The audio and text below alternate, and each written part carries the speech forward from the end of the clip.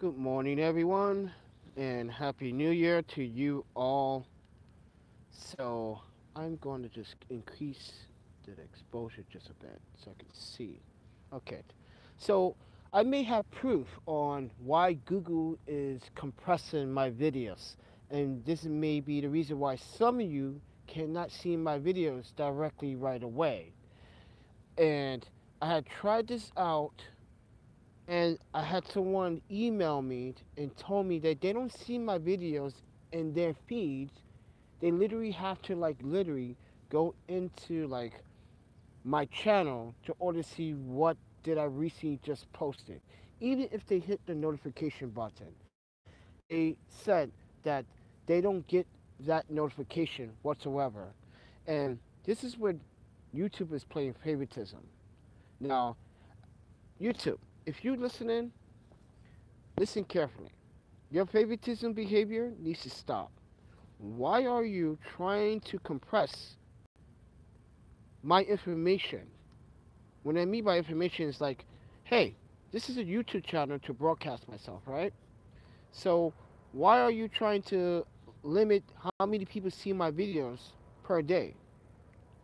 Why am I not getting views as I'm supposed to when I specifically describe my videos? Why are you demonetizing my videos that has nothing to do with tragedy, war, and the keywords are your tags in your videos? Why, YouTube? Why you continue to play the little guy? Now, I have proof why you are compressing my videos, even my live feeds, because I just tried to do a live test feed and you compressed it, and it should come up as one of my own videos. Actually, on the homepage on anyone's YouTube channel, you should see that live feed. But I noticed that I don't see it. Even when I stop the feed, it doesn't show up till like 10 minutes after, which was just a 40-second video. I was just testing the audio. Not only that, a lot of people had told me that they cannot see my feeds, even in my live streams.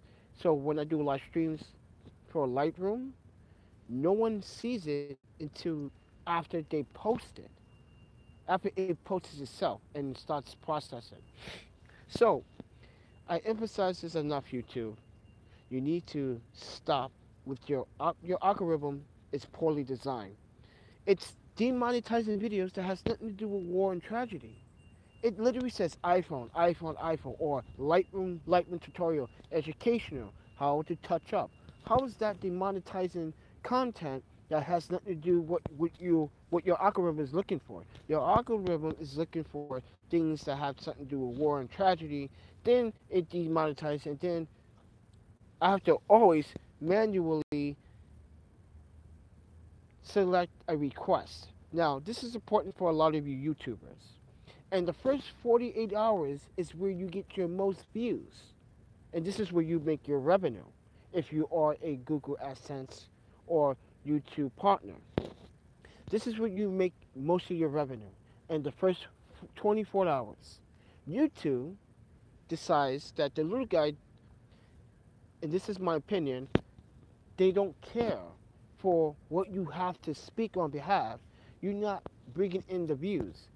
But what you don't understand is that you're not letting us get a chance to show our content to the audience, which is the world.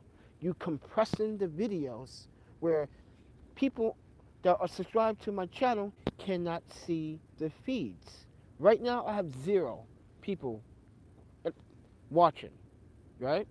Because you're compressing the feed, right? Why? Why are you compressing it? Just give me a good reason. Why are you still compressing my feeds? When I have 434 people subscribed to my channel and not one of those subscribers see this live. Why are you compressing it? Just please explain to me why do you continue to rely on the algorithm when you're not improving it? You're not giving it a chance. It's learning, yes, but it's learning the wrong way, in my opinion. It's learning how to demonetize the wrong videos. I make this I'm going to put out a point.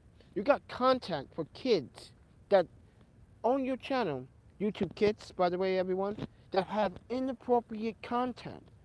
It has sexual content on it, and children are watching that. It has violence. It has stereotypes.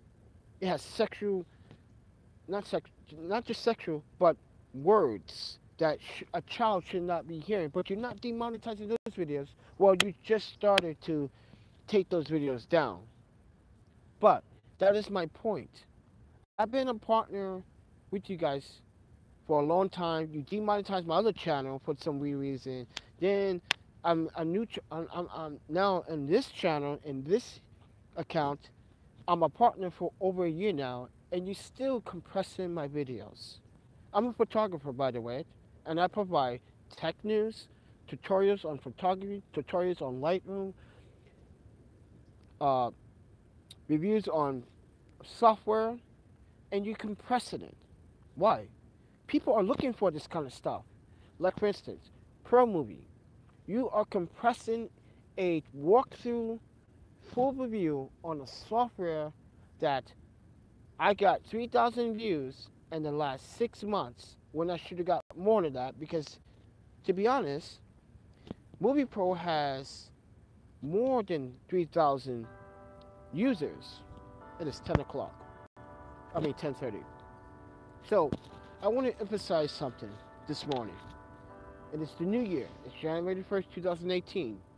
Why are you compressing, and why did you demonetize my video about Pro Movie yesterday? Why did you? YouTube, please explain to me, why are you doing this at the 2018? This is what I said, everyone. I'm not a big fan of celebrating holidays, because the new year, come on, new year, same shit. That is the whole point. No one is changing anything about their lives. No one is making a difference. Only some are making a difference. Now, when you compress videos that other photographers, like, for instance, especially photography videos, there are really good photography channels out there, and you just compress the shit out of that content. Why? Photo Ike should be getting like 15,000, 20,000 views in its first 24 hours. But you compress those videos. Why? David I can't even get his last name out. Holy crap. David Oster, an Australian photographer, by the way, has an amazing audience and amazing content. But he gets views, but you still compress his videos. I know you do, because if you didn't compress it, then people will flock to his channels, because he's a person that doesn't want to be sponsored, that doesn't want to be under a label. For instance, he shoots with Sony, right? But he also shoots with Panasonic. So therefore, he's a hyping shooter, right? But you compress his videos for what reason? Because it's not making you money, YouTube. You're not letting us help you achieve that goal. You're not letting us achieve our goals. Our goals is to not just make money, but to share our experiences on this platform. And as a YouTuber, as a photographer, as an amateur videographer, I have to say this. You are just making things worse. That's why I see why more and more people are leaving the platform, because YouTube is not being 100% transparent about their practices. Let's be honest. YouTube is playing favoritism here, okay? Just because you demonetized Casey's Nasdaq video that one time doesn't mean anything. You were trying to send a message, a false message, by the way, to show that people, not the highest celebrities of YouTubers can get away with stuff, but he was just trying to raise money for a tragedy. He wasn't sharing news about it. He was just saying, if you want to help the people, that is poor partnership. A person that's trying to help a community from tragedy to help with medical expenses, hospital bills. Yeah, that's poor. I'm sorry. I personally don't know Casey Neistat, but watch his content off and on. I'm seeing what you did. I'm seeing what you're doing to my channel. Because right now, many people have asked me to do a video for this, a video with that. And I did, and guess what? You compressed it. And they said, oh, I didn't know you uploaded. I didn't see it on my feed. They don't see any of my content on their feed. Why? Why is it when I open my YouTube on my desktop or on my phone, why is it that you're showing me content that is not related to what I'm doing? My content should be about PC hardware, gaming, photography, videography, and and photo shoots. I don't see any of that. I don't even see Photo EI's content. I have to literally go to his freaking channel to see what he recently just posted. But recently, I just seen one of his videos that he just posted, but I didn't see it last night because he posted yesterday. So that is my proof. Why YouTube compresses some of your content, people. Because you are the small YouTuber that is trying to build up their channel, and they really don't really want to care for what you have to say. And I guarantee you, as soon as I'm done with this live video, they are going to demonetize this video. But as I said, the first 48 hours is crucial to a photographer's channel. Not just making money, but sending that message. Compressing it and hiding it is something YouTube does on a regular basis with a lot of people's content. I don't understand why they do that. So, with that said, everyone, this is how the new year is going to start. This is why I say on my Instagram, New Year, same shit. Because no one's changing anything about their practices. You got people in the FCC, chairman, committed fraud. You got people in Congress and government lying to these people. You got more people like myself. I got a college degree, I got a high school diploma, I got educations, but I still am not able to find a job based on status. Where'd you live in status right now? I'm temporarily houseless. I'm gonna be honest with you guys. I've always been honest on this channel. But YouTube doesn't want that honesty. Because it's too raw. It's too real. You want fake shit? Okay, then take the fake shit. I don't care.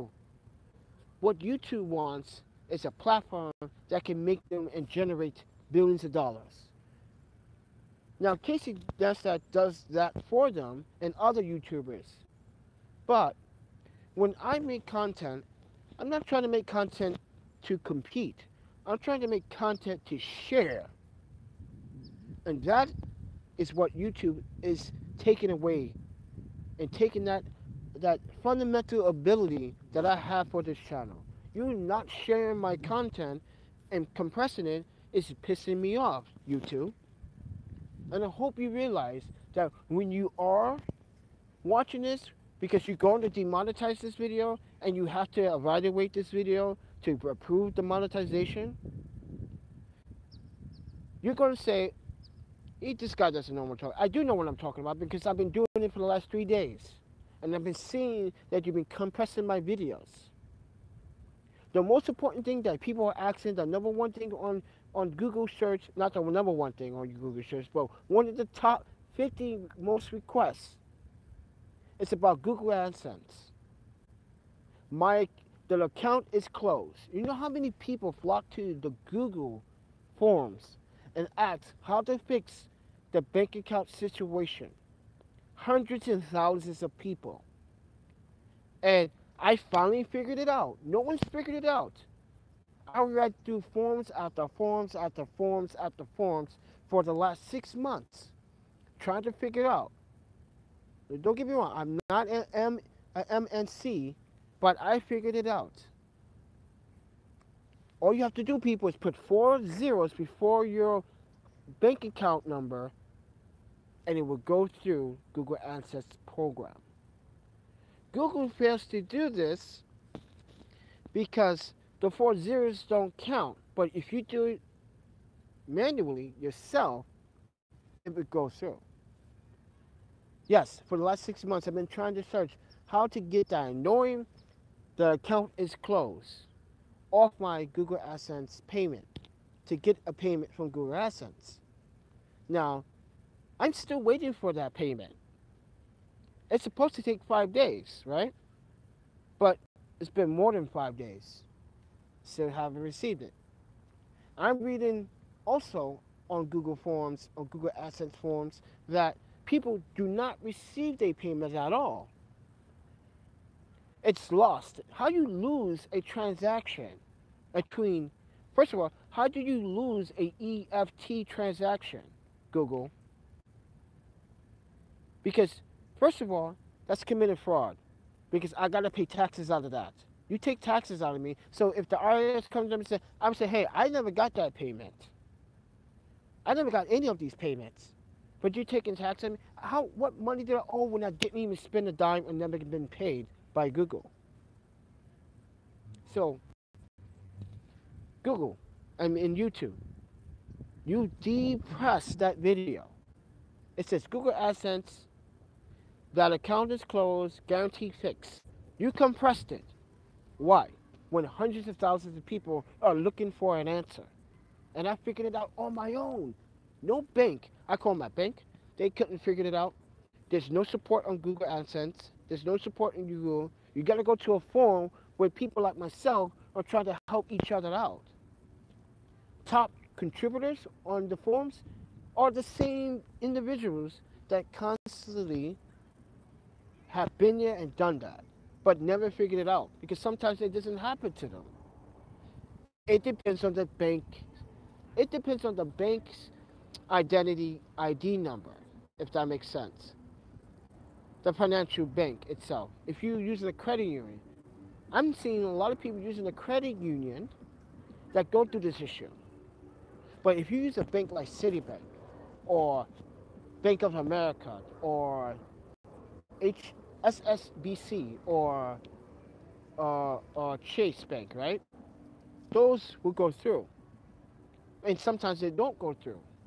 But I noticed when I'm using my bank, which is a corporate national bank, it's the Bank Corp of America. I'm not even going to say it. But one of the biggest financial banks that support PayPal, and you said my account is closed when it's not actually really closed. So I ask you this, you Google AdSense, why don't you have a 24-hour support for Google AdSense when people are going through these problems? Why do I have to rely on someone else that is going through the same problem in order to try to find my answer, but I don't even find my answer? I stress this enough. That doesn't make any sense. Go to the forums when everyone else is looking for the same answer. Google, that doesn't make any sense whatsoever. These people, hundreds of people are going through the same thing. No one gave a simple fix for it. Until now, I fixed it for you. It's there on my channel. And you compress the video. And I guarantee it, if people find out that when people search for this and come across this video at a Google search, I'm like, man, this is the video I've been looking for months. Why did Google and YouTube hide this content? And why did they compress it?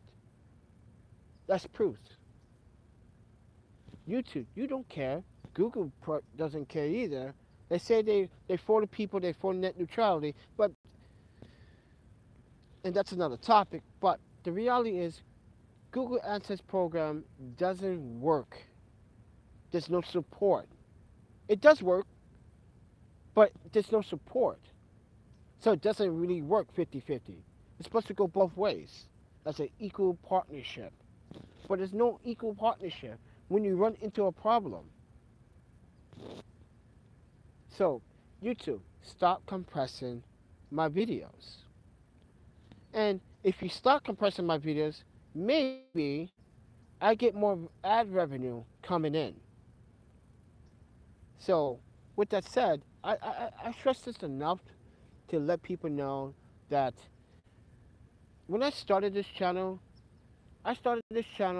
by looking for something of an opportunity. I didn't look for a way to easily make money because everyone knows that it's really hard. Everyone knows that making money on YouTube is really hard because you got to get your content out there. You got to have the right content. You got to have the content that means something to people. But in reality, a lot of the content does help a lot of people. Doesn't matter if the person's not interested. The next person is interested in that content because they care for that content. This is the information they're looking for. But as I said, YouTube compresses that information because it's not important or relevant to them in making money. But later on, as the months come down, say like 6 months, you start to notice that that video is gaining traction.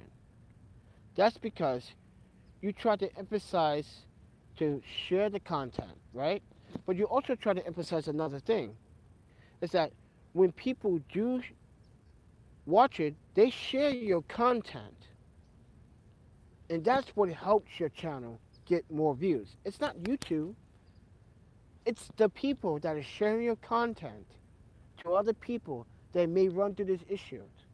So this is my whole experience dealing with YouTube personally. People are sharing my content with other people, and this is how I'm getting my views out. And it's been 22 minutes into this video, and not 0 subscribers are watching this content. 0 subscribers are watching this content right now, and I have 434 subscribers. Are you telling me none of them see this video live? Because I'm on the Pacific coast of the United States. The East Coast is where half of my audience live. Well, a percentage, 15%, 20% of my audience live. Midwest, some of my percentage. So they're not seeing this right now? Are you kidding me? I got 0 views right now, and none of them are seeing this because I'm pretty sure those individuals are watching YouTube right now, and it doesn't come as a notification on their feed. It's pretty shocking to see how a corporation can absolutely, or YouTube as a, let me state this, YouTube at the very beginning used to be broadcast yourself, but it doesn't mean that anymore. YouTube doesn't state that statement anymore. It's not broadcast yourself, it's make more money for us. How to make money for YouTube. Yeah, some people rely on YouTube for income because sometimes the regular job doesn't pay the money. So people go out and they make content to help with that problem. But YouTube and Google feels like you don't deserve that opportunity to be a partner. So as a photographer, I struggle. So I rely on YouTube to help me with my struggle. This is where I try to let people like yourselves, whenever you are watching this, know that I'm just an everyday average person. I'm not perfect. I'm not designed to be perfect because there's no such thing as a perfect human being. I make mistakes. I do those mistakes because I have to learn from those mistakes because I'm only human. But to take that ability away from me, YouTube and Google, it's like saying that's like rubbing your cocks in my face. It's like teabagging me in a fucking video game, but I'm literally right in the video game. I'm getting teabagged by 2 big giant sacks of balls. Come on. Yes, I'm a comedian. I would make fun of this situation because that's what I do. I try to stay neutral, but also try to express my anger at the same time. Because in reality, like I said, we're only human. We do go through anger. I go through anger every single day. when I have to wake up and realize that I'm still temporarily homeless. But I still do what I have to do as a photographer. If I want to go shoot landscapes, right? If I want to shoot landscapes, right? I want to make videos about me shooting landscapes, right? I got my camera gear with me. But people don't know that I have my camera with me. Let me explain. If more homeless people find out that what I have in those bags, a laptop, a camera, a bunch of lenses, some audio equipment, an iPhone, lenses, softbox, and so forth, I will get robbed instantly. But this is the reason why I'm also in San Jose, because I want to emphasize something. Look how much police are around the campus. It's a safe place to do all of my videography in one place. This is a great place to take photos. If you're a photographer in San Jose, this is a great place to do your portrait shoots in, because it's open to the public. You don't need a permit. Like now, the police circle around me, they know who I am because they see me every single time and almost every single day making some type of content. They know that I'm not a troublemaker. They see my passports. They know that I'm just trying to get by. I don't do drugs. I do drink alcohol occasionally when I want to. Like last night, I had a Sapporo. Lucky for me, if I found sake, I'd be drinking that sake. I love sake and I love soju. But I just want to keep it minimal. One Sapporo and a bunch of potatoes. I love potatoes. It's so good, right? I love the protein, the iron from the potatoes. So good for you, though. The potassium is also good in the potato. But it's really hard for me to make any money, to spend money, right? I do want to go back to Japan to see my parents, but my parents don't even want to see me. I'm disowned. They took my trust fund away. They took everything away from me. So I rely on my skills as a photographer and as an upcoming YouTuber to provide for myself. If I really wanted to do stupid and unconsidered things in the world, I would go out and steal from someone, or maybe do, what's the drug? The homeless guy came up to me yesterday and said, crystal. The homeless guy literally walked up to me while I was trying to make a video about Pro Movie, and I had to redo the video over, and he asked me, do I have crystal? Are you kidding me? That is something that no one should not experience in a campus. Did you know the campus is a drug-free zone? Also a non-smoking area as well. If you're caught smoking on the campus, and this is in most campuses anyway, you shouldn't be smoking cigarettes on the campus.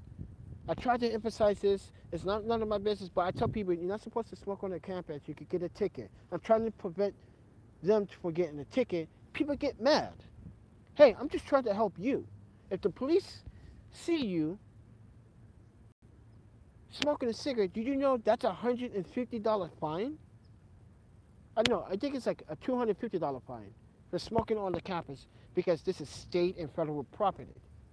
So why are you breaking the laws? It says it everywhere on the campus. Why you don't see that big white sign with the red letters, a non-smoking free campus area? You don't see that? That's crazy. So I emphasize this enough that I try to make content about my life. My life is important because you guys want to know what's going on in my life. I try to be as neutral and fair to you as my audience. But when YouTube compresses that content, it can't be shared. Like, for instance, I made a video about how my day goes as a houseless individual, right? And I made a video and edited the next day and published it the following next day, showing the process from morning to end, right? Me going to the library, try to work on content, try to find out jobs, try to do whatever, try to make videos for my photography, edit my photos, show you guys how I edit my photos, what's the process in Lightroom, and so forth, going to get, when I have money, I spend $3, I spend a minimum of $3 to $5 a day. Sometimes it's $3 to $5 every 3 days because I need to save the money. So I go out without food for a day or two. So, and I'm a pescatarian, so I can survive without food for a few days. That's fine. But when I made that video showing the processing, me taking a 1 liter bottle of water and filling it up, or buying a 1 liter bottle from the market, you see me brush my teeth, wash my hair, wash my face, clean myself up, because not many places here accept people like my status.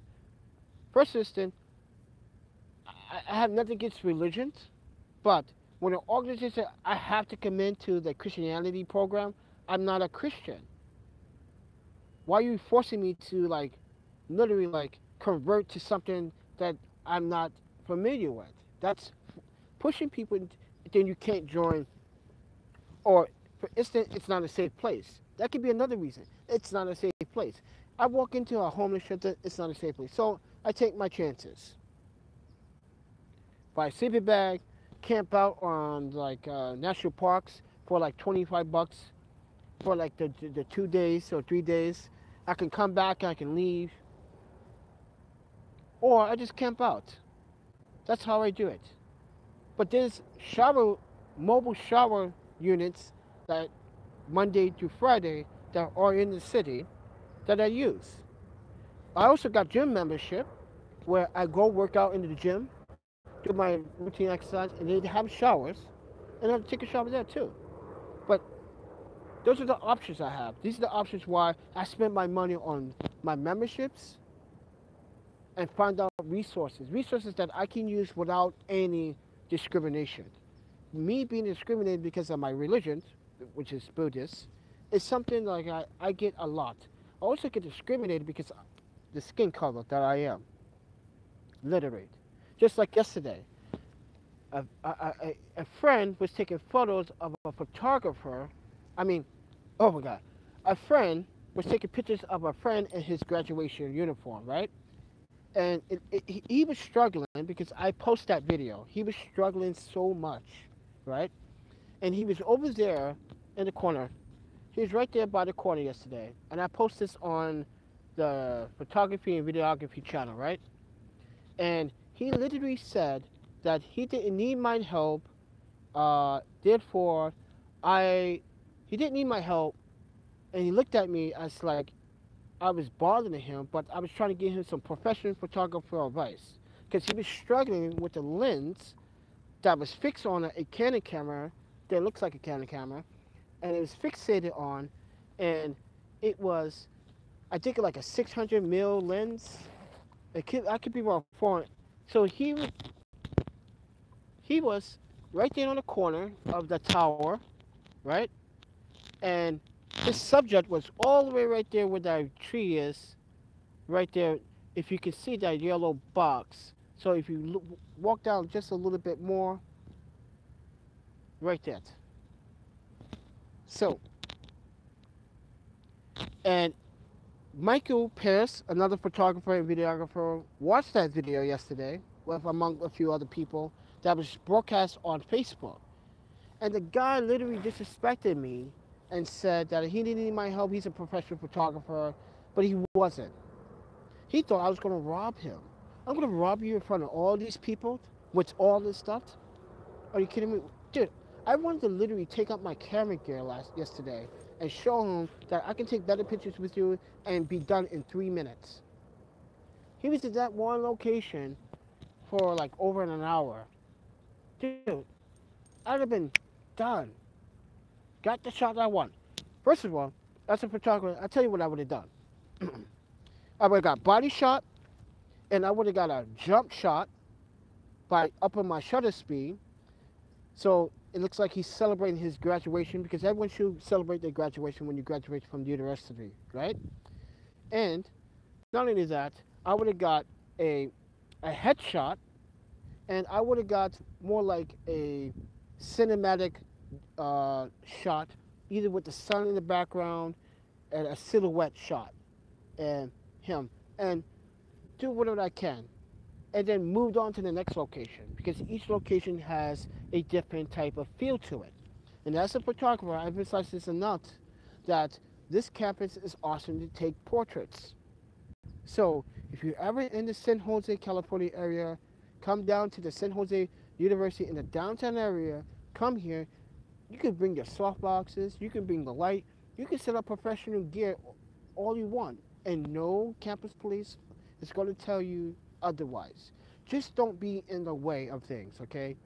Make sure that people can walk by, make sure that you have enough room, be respectful, be kind to each other, and people ask questions about photography and they got in photography, let them know, like, yeah, man, do you want to learn? Come on, I'll show you something right now.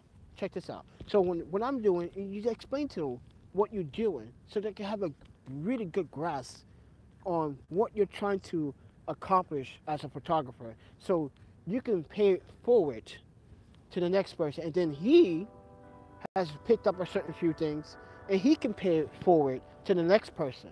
And that is what photography and the photography community should be doing. But I also got kicked out of a Facebook group a couple of weeks ago by Cisco Fernandez for posting videos like that and said that I was bullying. I don't know what his definition of bullying is, but I emphasize this enough. The Chinese guy that was in that location was taking pictures. I walked up to him and literally said, hey man, you don't have your bounce card up and the flash is going nowhere. And he literally said, I don't need your help. Like, who are you? I'm a photographer. I'm just trying to let you know that your flash card is not up, so the light is not bouncing up or anything. And he had his flash up. So he continued to do it. And when I spoke to him in Chinese, because I know a little bit of Chinese, and Mandarin, by the way, I spoke to him in Mandarin, okay? He was surprised that I spoke Mandarin. Then I said, I was just trying to help you achieve the photos because you're struggling. And he goes, I don't need your help. And then as I was walking away in Chinese, he told his parents, like, this fucking black, he called me a black monkey, okay? Black monkey. Then I went over there and picked up my phone and start recording. And I said, and I made a video, do's and don'ts. And then another photographer said that I was trying to pick on this guy when I was the one being subject to being picked on because of the skin color. Then Fiscal Hernando stated that, without reading the subtitle in the post, that it's bullying. What? To tell people, other photographers, this is what do's and don'ts. Do not use a flash without a bounce card if the light is not going anywhere. He kicked me out of the fucking group for that shit. Isn't that something?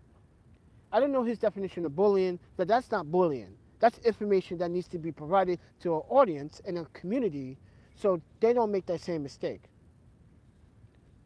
Not only that, I get criticized a lot because people want to look down on me because of my status. Dude, before my status, people used to come to me. When I was in New York, people wanted to use my studio to take photos. Yes, I was charging people to take pictures in my studio. When I was in Madison, people wanted to know, hey, I need to contact your friend, the professional photographer that took Matt Hoffman for Parks and Recreational. I need him to do my photo. Can you tell him?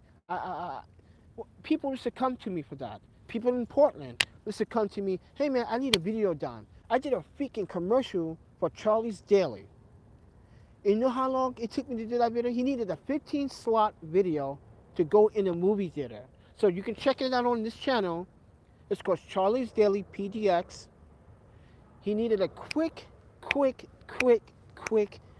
15-second promotion video.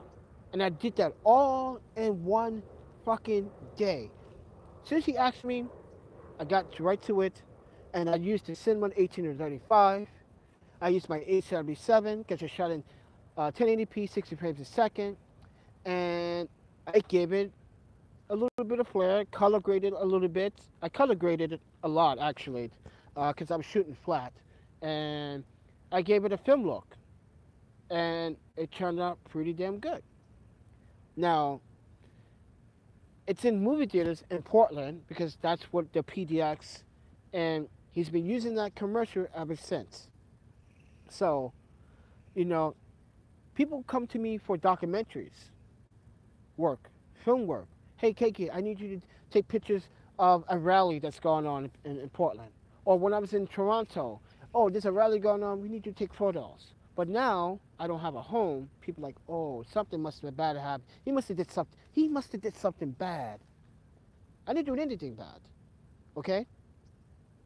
I was robbed from my studio. Then the people that robbed my studio burned down the studio, but also caused damage to the upstairs loft and the downstairs loft, which, as I said many times before on this channel, people, the property manager tried to sue me for reckless, not reckless endangerment, because that's what they got.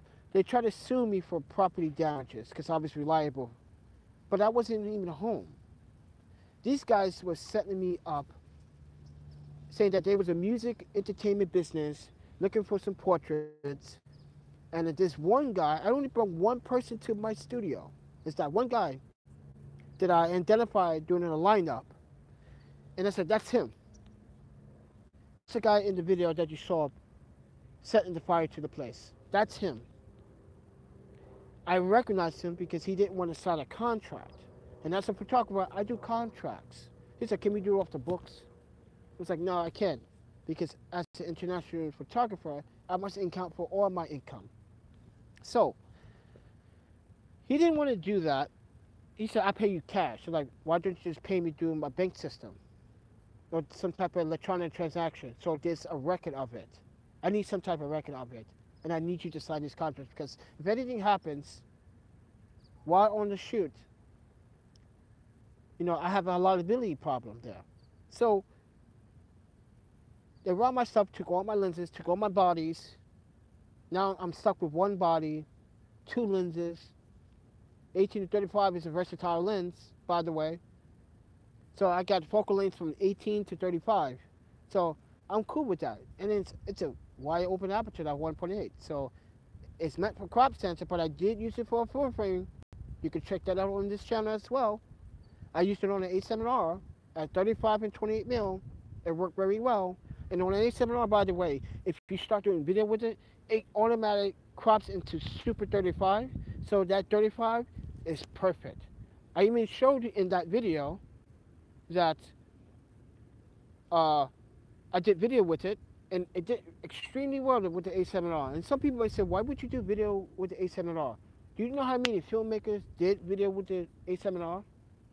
Especially a lot of Korean filmmakers, Japanese filmmakers, even European filmmakers. They use the gear that they have in order to create their content. So, and that's what I did for this channel.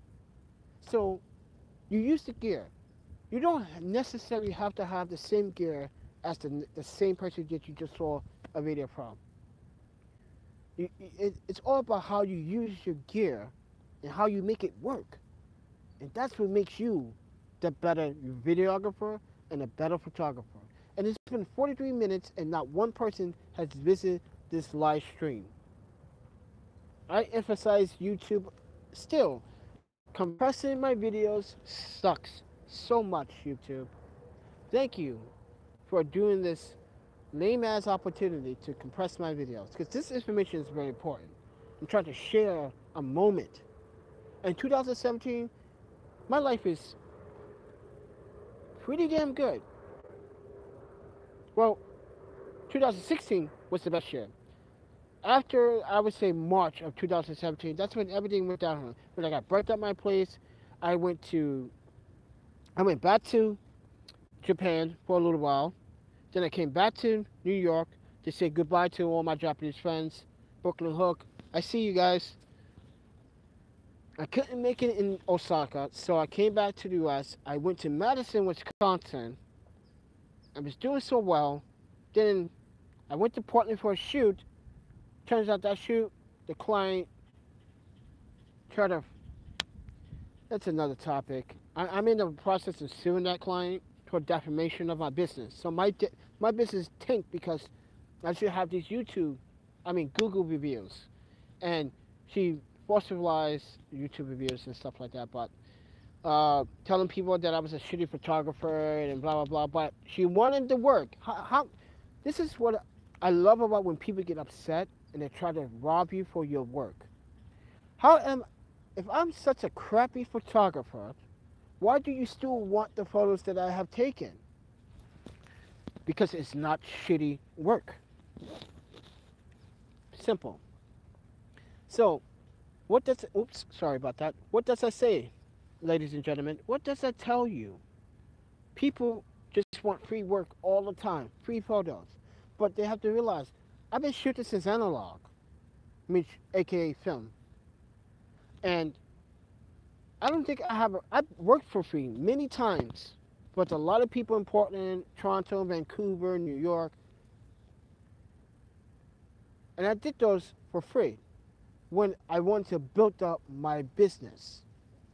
But now, in the last 3 years, last 2 years, 3 years, I would say 3 years, last 3 years, 2015, 2016 was a really good year for me. Business was booming. I was traveling. I was going to places. I went back to Paris, to my native country, to see how living there will be. Wasn't that great, but the people were great. But New York was probably one of my worst times, because I moved there in spite of trying to build up more business, because it's New York City, for crying out loud. I don't want to go to LA because everyone wants to go to LA. And let's do the numbers. Statistically, 37% of people that go to LA don't make it. And I'm not trying to be like 38% of people. Sorry, I just can't. And LA is not really the safest place in the world. So I choose places that have less crime rate, less drug rate. Even though I'm in San Jose, it does have a less drug rate because, first of all, if I go to San Francisco, as soon as I step off the Caltrain or any BART from the airport, you see, I'm not picking on people, but you see houses of individuals or drugged out or abused. You see women. Now, in Japan's culture, you don't see that kind of situation. This is why I like going back home sometimes, because it makes me take in the life that Japan offers. You will not, it's rare to see a Japanese woman houseless.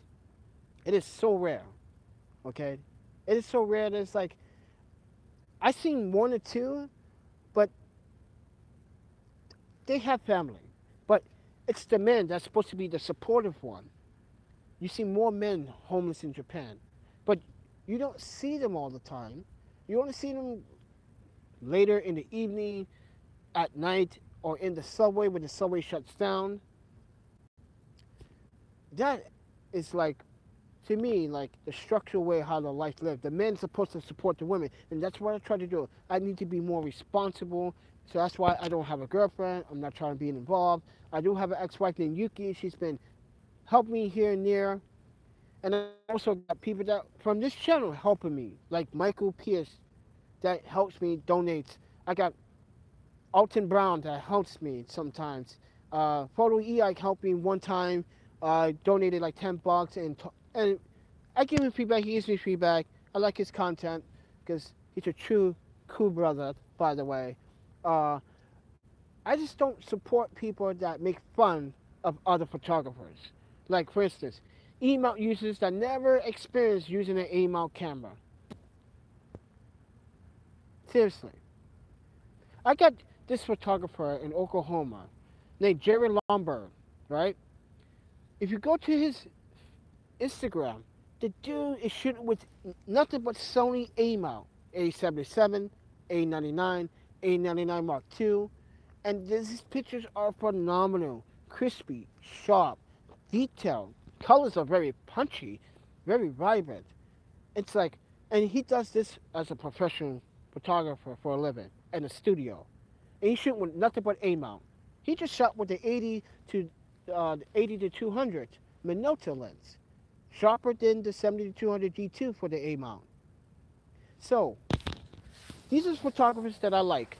It's getting hot and it's getting warm because I'm in the sun. Holy crap! But these are the photographers that I respect. These photographers are the people that like to talk with. Jerry Lumberg called me up not once, but 3 times, and I just spoke to him just like 2-3 days ago, and he said he loves my work. He loves my photos, and I wish I can shoot more portraits as much as he can, because his work is phenomenal. I don't understand why a lot of people don't recognize him as a Sony artisan, because he's a true Sony artisan, because he's still using A mount. He's using A77 Mark II, A99, and A99 Mark II. And that's all he's been using. And look at his portraits. Crazy, insanely good. There's another photographer in Hawaii that shoots with A mount. And he just brought an E mount, but he still loves his A mount. Just like I love my A mount. So these new photographers that come in that make fun of A mount, please don't do it, because you're going to be schooled with these veterans that will tell you, hey, before there was E mount or NEX, okay, that A mount was so much more reliable than the NEX, and that's what photographers were using when they were shooting with Sony. Okay, the A77 is a good wildlife and sports camera. It does portraits extremely well because that's what I do some of my portraits on. I used the the A99 one time as a rental. And then I brought the A7R, then the A7R2. That also got stolen. A bunch of these A-mount Zeiss lenses were stolen. Oh my God, they were sharp pieces of glass. Yeah, I even had Minolta lenses that were sharp. All stolen. So you tell me, ladies and gentlemen, my life has been through some weird behavior, but that's life. I think life is trying to test me to see how far it's going to take me and how far it's going to push me. And that's life. That's what you have to, it's not fighting against life. You got to show life that, like, listen, we can make a compromise. We can make an agreement. We can make some type of negotiations here. We don't have to, you don't have to be against me. I don't have to be against you. So let's make a compromise. So as a photographer, I stress this enough that being who I am, it's not so bad. I went to Paris, India, Turkey, Russia, Ireland, London, Kyrgyzstan. I was there just for like a brief moment. Pakistan. Oh my God, that was a trip that it was amazing. I went with my Pakistani friend that I met in New York. It was pretty amazing. Food is awesome.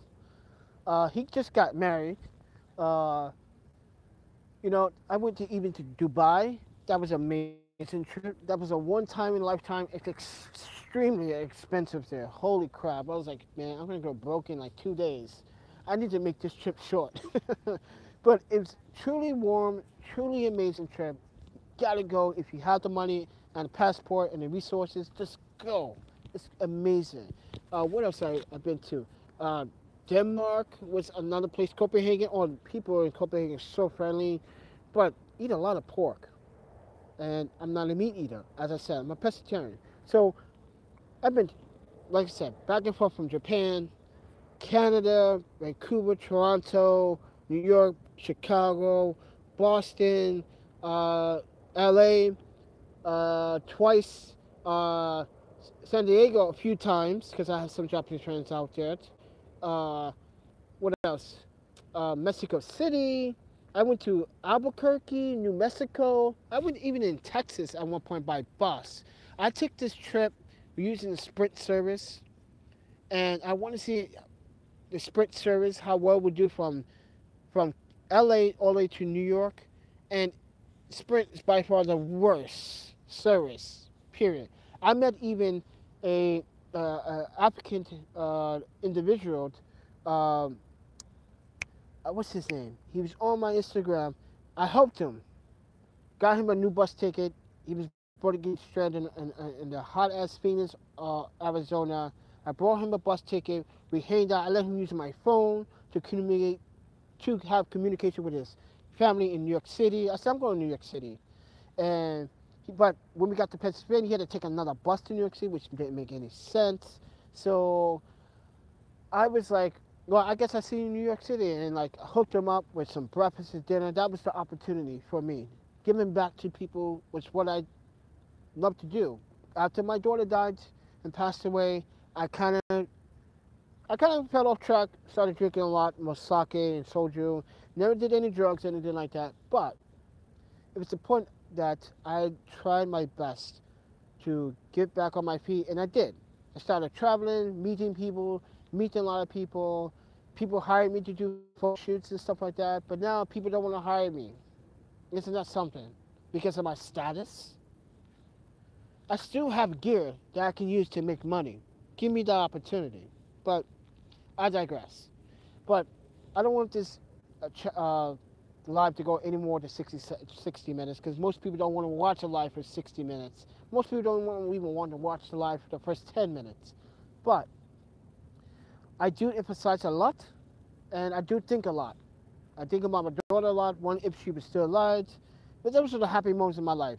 That little girl can beat me in DDR, literally. On Christmas Day, we didn't celebrate Christmas, but on Christmas Day, it was a DDR battle all day. And she would win maybe like 50 games, and I would win maybe one game. But I digress. But to those are, as far as you want in Japan, you can take a bullet train. Trains do transfer to other trains, so it's really good and efficient. But I'm gonna let this live go. I just want to say thank you guys for subscribing to this channel. I know YouTube has compressed this video, but there's still 57 in and no viewers. Thank you, YouTube, for compressing my video. But anyway, with that said, I want everyone to wish you guys Happy New Year, and 2018 is going to be the year for you, hopefully, and easily photography, videography, and repeats. And I will see you guys in the next stream.